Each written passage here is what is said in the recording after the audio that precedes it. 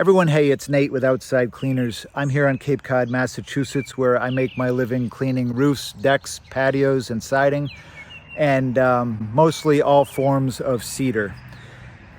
So last week I made a video highlighting what I call dumpster fires in exterior cleaning. These are cleaning jobs that I've seen locally that clearly went wrong. These are cleaning jobs that I did not do, but I take note of because there's always something to learn from these. I'm going to continue the same theme today, kind of use up the photos that are in this file on my computer that I've put together over time. I got to apologize if you hear the traffic noise in the background. My house is just too hot to sit in right now, and so I'm sitting outside, and I live right on the state highway, so that's the situation. All right, getting right in. This is a local commercial building. It was recently washed by somebody, I don't know who. Couple things come right to mind. First of all, it's the typical white cedar shingled exterior, so common for our area. If you look closely, you can see that this cedar has the telltale appearance now of having been power washed without the benefit of any sort of cleaning solution or detergent.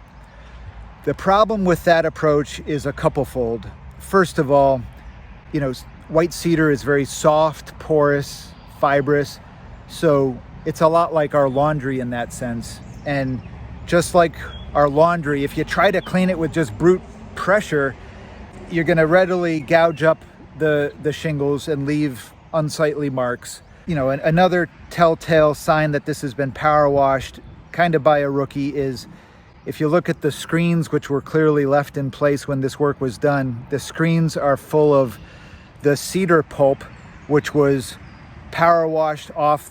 This is the outer 1 to 2 millimeters of each shingle. This pulp comes off during power washing, and if you don't remove the window screens, or if you don't rinse the hell out of the area as you do each section, this is what you end up with. And it's basically like paper mache. Once it dries, it's a total nightmare to ever rinse off again. You basically have to rewash all these surfaces with a detergent. Second of all, the organic growth that's on the surface of the shingle, with power washing without any sort of detergent or cleaning solution, that organic growth is gonna just get shoved deep into the fibers of the wood, where in 6 or 12 months, it's gonna rear its very ugly head and be 1,000 times harder to clean if they try to do it again. Somebody put in an effort on this, but the effort was incomplete, and the results are not gonna be good either now or as time goes by. Let's pick on soft washing a little bit. Soft washing, bleach washing, whatever you want to call it. This church in town was bombed pretty hard with chlorine bleach, and this is, I think, the south or west side, which is all, it always gets cooked. Somebody just tried to keep putting bleach on it, and here's the telltale right here. You see this white streak? Well, what happens is, when this sidewall is getting hosed down with chlorine, somebody hosed the window in the same way as the sidewall. So what happens is, because the window isn't absorbing anything like the soft sidewall does, all that bleach just pools up and runs down the window. It runs to the edges of the windowsill, where it pours down in much higher volume right along these strips. So when you see these bright marks under a window that is on a house that's been washed, that's kind of the rookie mistake, where the bleach wasn't applied in a uniform manner. So the way to avoid this is a couple things. First of all, I wouldn't have I wouldn't have bleach washed this side of the church as they did, because that side was cooked. I think it should have been first cleaned with something like oxygen bleach. That would have lightened up the wall considerably, so that when they put on their bleach solution, they would have needed far less bleach to get the visual effect that they're going for here. Secondly, if you're spraying a wall like this with chlorine, don't spray the window, all right? Because the window's not going to absorb anything. Third, if you're doing a wall like this, you're spraying it with chlorine. First of all, do a jet of water in vertical lines under each side of the window. That'll make those white cedar shingles less likely to absorb so much of the chlorine solution.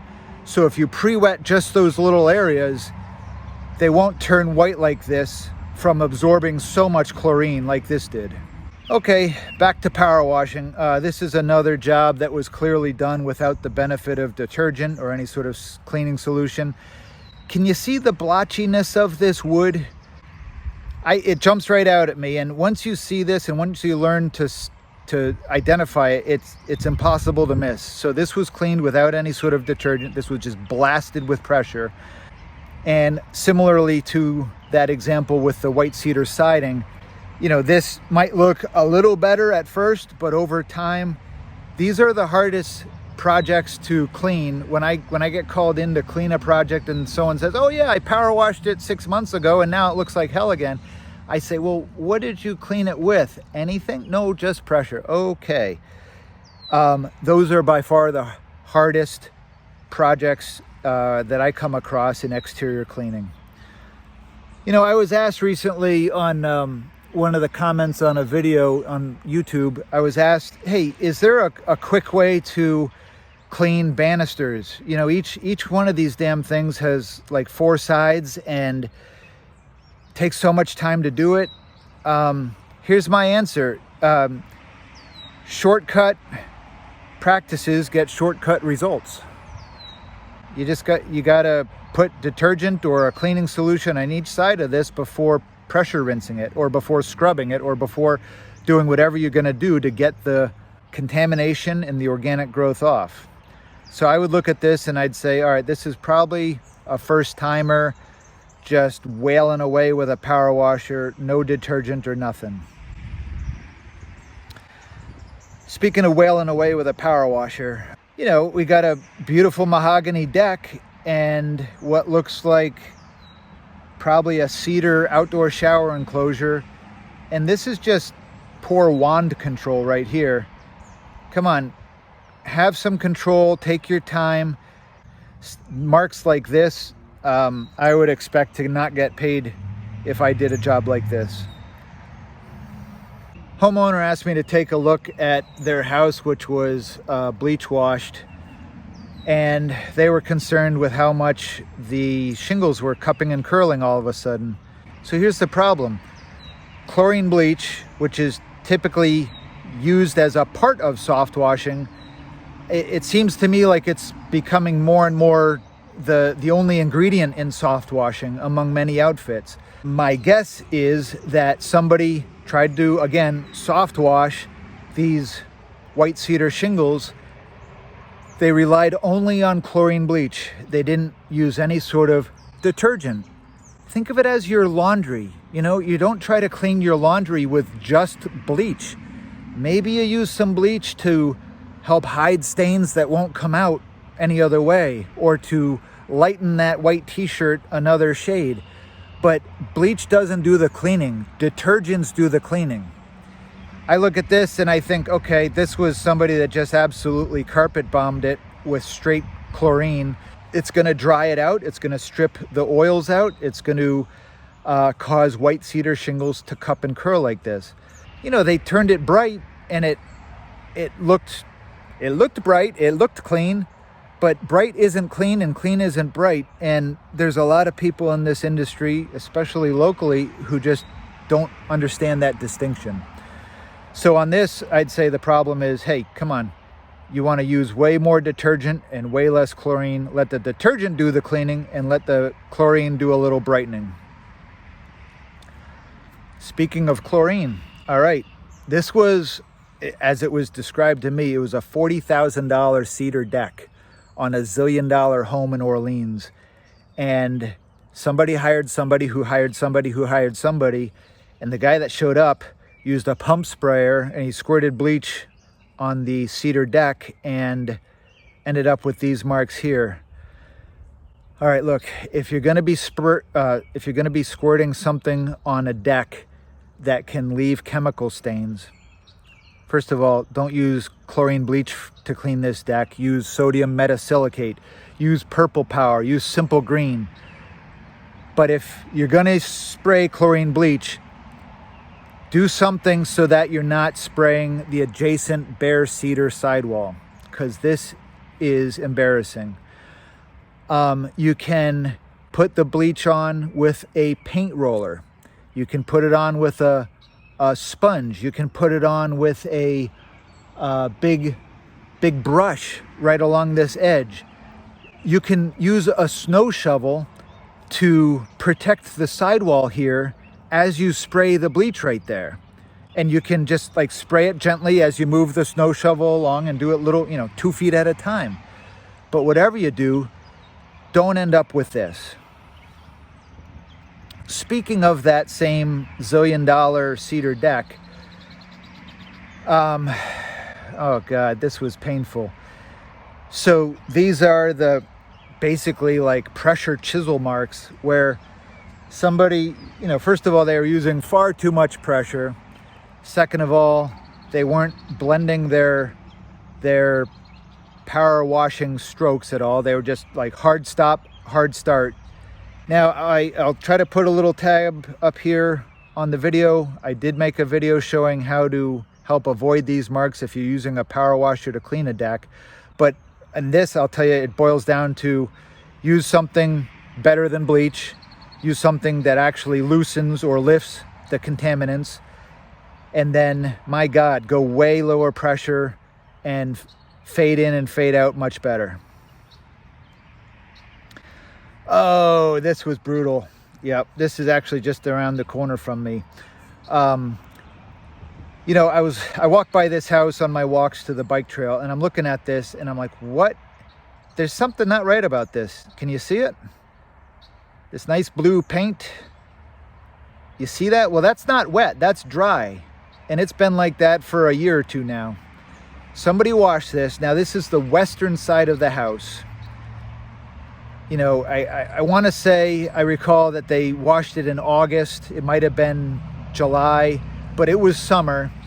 So you picture that surface of that house was probably, 120 degrees or something like that, something stupid, in the baking sun. So somebody went to clean this. They used chlorine bleach. And what happens is it flash dried and it created such oxidation that it's left the paint with these marks here. So if I'm cleaning a painted surface, and if I'm gonna use bleach, which I wouldn't have used it here, but if I'm gonna, then the first step is wet down that side of the building. You're gonna cool it off. You're gonna greatly dilute the chlorine that you're spraying on. That's gonna make your job take longer, absolutely. You might have to put your cleaning solution on a few times, but you're gonna avoid this catastrophic oxidizing effect. And that again came from shooting bleach on a baking hot surface. It flash evaporated, it caused this oxidation. Maybe it could get removed. They'd probably need to use like a Mr. Clean magic sponge eraser. You might have to use sodium metasilicate. You might have to wash it, row by row by hand with a sponge. It might be able to come off, but somebody just shot that and moved on. Ooh, back to power washing. So this was a homeowner job, and they were working on their deck and they got so far and then they said screw it and they called me. But when I showed up, I saw this stuff right here. So this is, again, no detergents, no cleaning solution, just straight up pressure and just chiseling away. So use a cleaning solution, way lower pressure, fade in, fade out. On these handrails, don't even power wash it. Just use like a scrub brush and then rinse it with a garden hose. The way to fix this is probably to sand everything. And if you look in the background, they did the same thing on the walking surfaces of the deck. This here, you know, I saw this. This was next door to a house I was working on. You know, I don't know if this was bleached and just somebody was moving way too fast and didn't see how non-uniform everything had been applied. But I don't know for sure what solution this was, but clearly it was not applied uniformly or uniformly enough. Oh, this one here, oh my God, this was, I'll never forget this job. I got called in to, the homeowner wanted me to just clean everything he couldn't reach because he power washed his house but didn't have a ladder. And of course he also didn't use any sort of detergent. So this is what I saw a lot of. And I just felt bad because, my God, you know, $1 zillion house, a small fortune in white cedar siding, and I don't know, what did he save by doing it himself? I think he cost himself more than he saved. Now, I want to point out, I'm not bashing the power washing of white cedar siding, because in my humble opinion, there is absolutely a time and a place where that's the appropriate approach to clean white cedar. My problem with these examples is no detergent, no cleaning solution, pressure way too high, you know, not appropriate rinsing of the area, and on and on. Yes. All right. So there are any number of hardware store, homeowner grade roof cleaning products on the market. You know, most of them have some sort of garden hose attachment that's supposed to let the homeowner shoot, you know, 1,000,000 miles and safely from the ground and all that. Some of those chemicals are perfectly fine for use in roof cleaning. The idea being you treat the roof and everything up there, you know, the organic growth, it dies and slowly falls off over time. My problem with all of those is that, first of all, I haven't found any that shoot, you know, far enough to consistently get the tops of local typical homes. Secondly, it's very, very difficult using their spraying apparatuses. It's very difficult to apply this stuff uniformly. And so a lot of times homeowners shoot this stuff on the roof and the whole roof is wet, so they think, hey, it's done. But not every part of the roof got hit enough, or the organic growth isn't saturated enough across the entirety of the roof. And then months later, these are the types of things that people end up with. Trust me, you know, we have a household budget. There's maintenance things that I have to learn to do myself around the house because I can't afford to hire everyone to do everything for me. So I respect and understand and appreciate when a homeowner tries to address this stuff on their own. My problem here is that the tools available to them are typically over-advertised and they underperform. All right. Now, white cedar shingled siding, again, super typical to our area.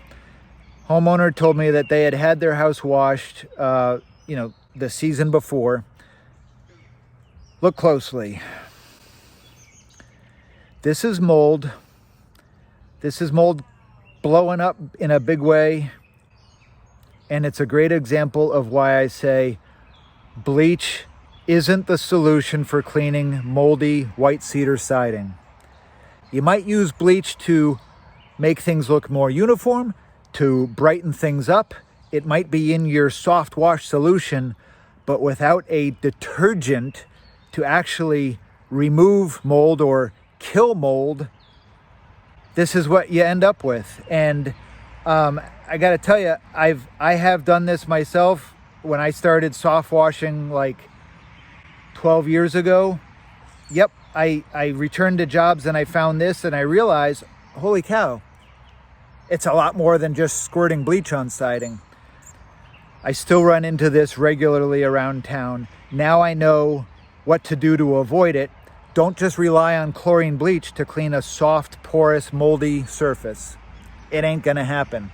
It might look better for a little bit, and then this is what comes back. And again, it'll be that much harder to clean. Follow-up example to what I just showed. This building, I had passed it last year, and boy, yeah, it looked great. Looked like a shiny penny. And now, yep, somebody cleaned it with just bleach, and so the next season, this is what's coming out. And I pray to God they don't ask me to clean this, because it will be that much harder. All right, so this is not an example of cleaning, but it's an example of why I tell people one of the many reasons why I dislike these semi-transparent or translucent wood stains. This is a stain I saw in the local building where somebody, you know, they wanted to be able to see the wood grain and all that stuff. But look what happens with this semi stuff. Look what happens if you don't use a solid stain.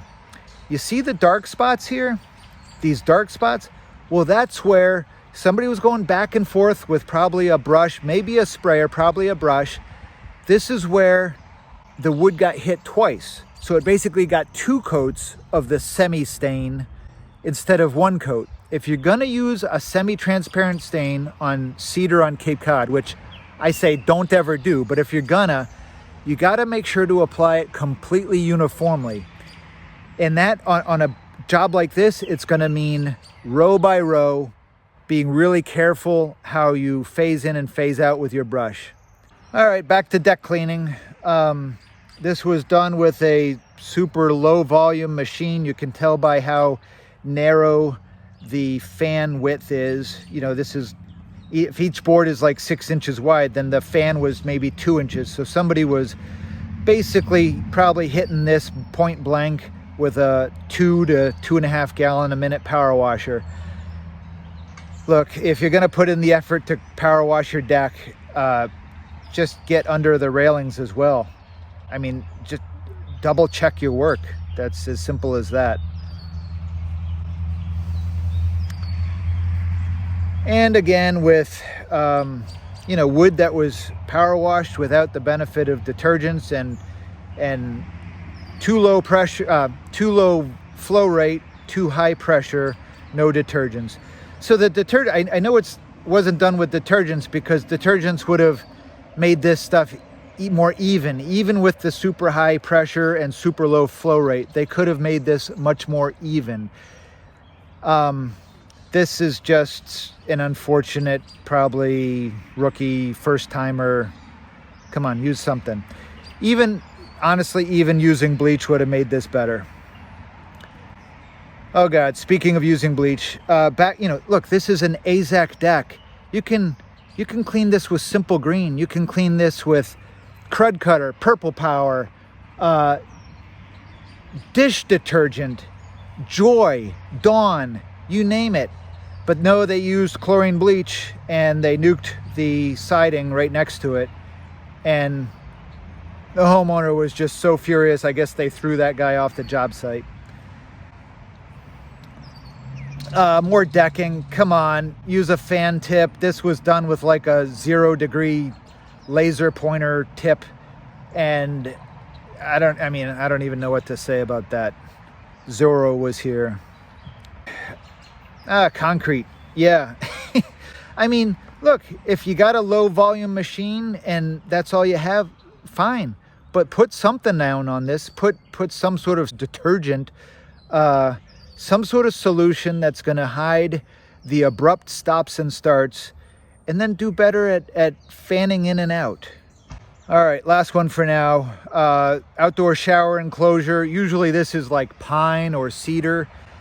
And look, if you're gonna power wash this, do so with extreme caution.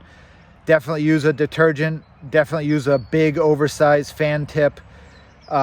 This was done with neither.